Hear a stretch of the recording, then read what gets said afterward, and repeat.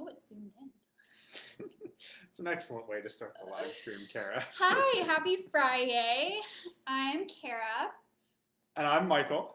And we are, filling in for Casey today. Sorry, I got a notification.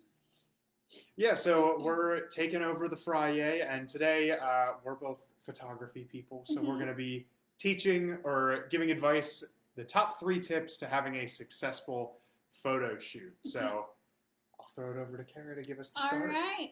So obviously, Casey and I always really focus on this one, and Michael as well. Lighting is everything. It is so important. So right now you can see, look at that harsh shadow, but look at it. It's a good little side profile, right? So lighting is key. And one of the best things you can have is natural light. It is honestly the best source. Your pictures will look fantastic with it.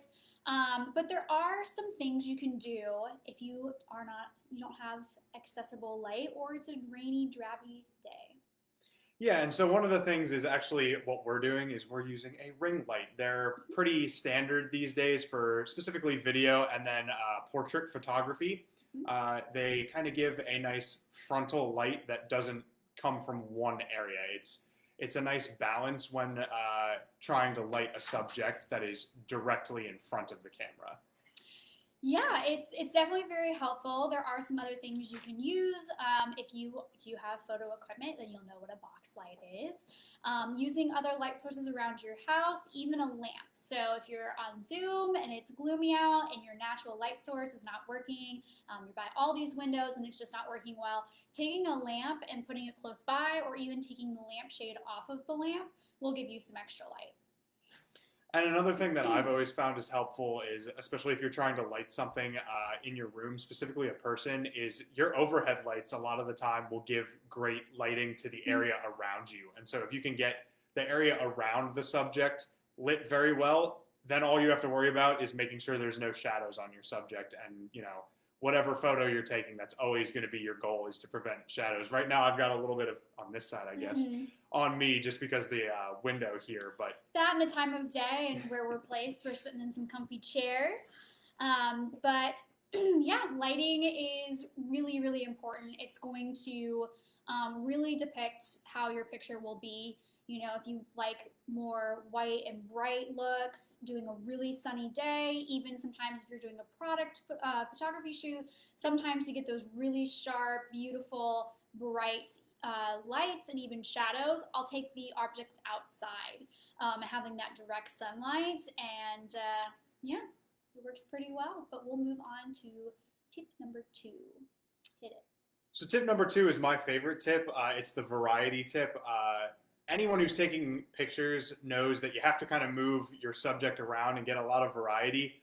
But I always tell people when they're taking, whether it's portrait, product photography, or just pictures around your house for fun, make sure before you're finished taking the pictures and actually snapping them that you've got at least 5 or 6 different versions of every single picture you want. Because I cannot tell you how many times I've tried to get away with just taking one when I was learning how to take photos, and then there was something wrong with that picture and I have to start all over. So yeah, there's a few different reasons why that will help you. One of the main ones is, you might think that something's going to look so great, and then you get into editing, you get on your computer, and you're like, ooh, no. So it's great to kind of move direction and move some things around, but not only that, it helps you because then you already have that content, and then you can repurpose it and reuse it.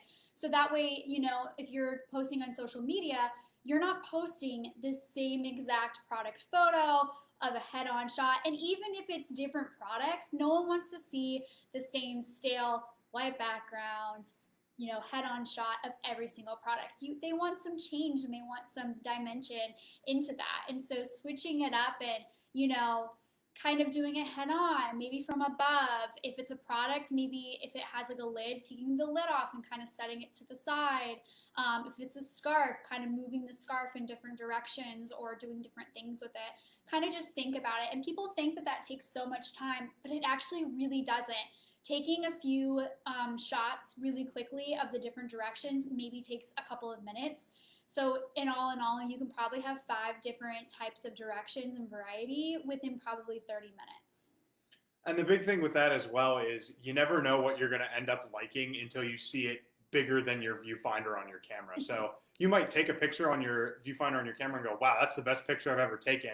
And then you might blow it up on your laptop and go, actually, it's a little bit out of focus, or, there's this little dot in the corner that I'm not a fan of, or it's just, it's too big, the subject's too big or too small. And you're just not going to know until you put it on your computer. So having those extra shots where you've moved in and out, moved around, moved the object around or the person, asked your portrait subject to maybe do a different pose, you're going to end up with something that you like. It just might not be the one you originally thought. So having that variety is going to make it so that you're not, having to schedule multiple days for a photo shoot. You can get it done in one. Exactly. Have some fun with it. If it's a person, have them kind of move around the room. There's different angles, different shots. Maybe, even in the Biz Connect office, we've got different backdrops. So even within this one room, there are different opportunities for different backdrops for the person to have in their picture. So you could have these blue doors that we have. There's the wood background that Laura has, maybe even some of her artwork. So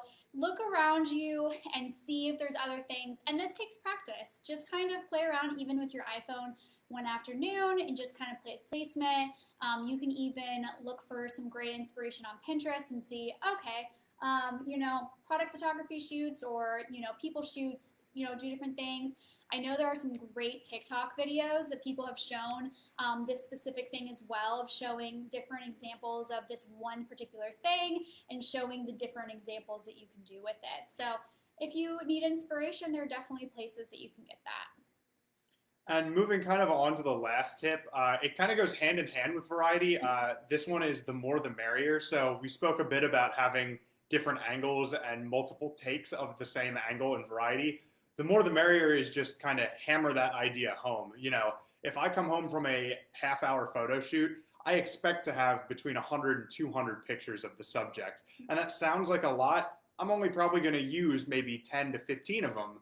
But having those extras means that I can really find the perfect picture for whatever situation. Right, and it sounds daunting, but it really, in reality, isn't, because you're clicking through those photos and you'll see, like, oh, this one's out of focus, but I thought it was, or this one, again, I do some of our stuff outside. There's a bug in my picture, and I can't Photoshop it out without taking an hour of my time. So really just taking more is definitely key, because it'll save you in the long run, but also it'll help you, because therefore taking that extra 5 minutes to do an extra 30 photos will help you with your content, because you have so much more to utilize later on.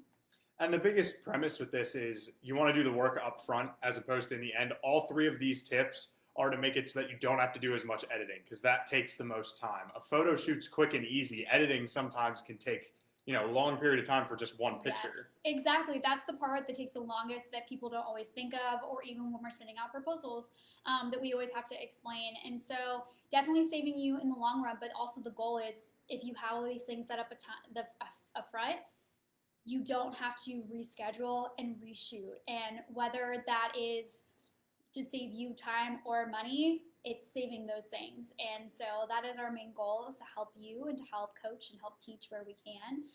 We're big on DIY where you can, and if you can't, that's why you come to us.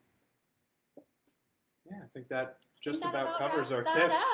Yeah, if you have any tips, or if you have anything that you've tried that you've loved that we've given you in the past, please share in the comments. We love hearing that. If you have any questions, definitely please write them in the comments, message us, email us. We love helping you with your questions.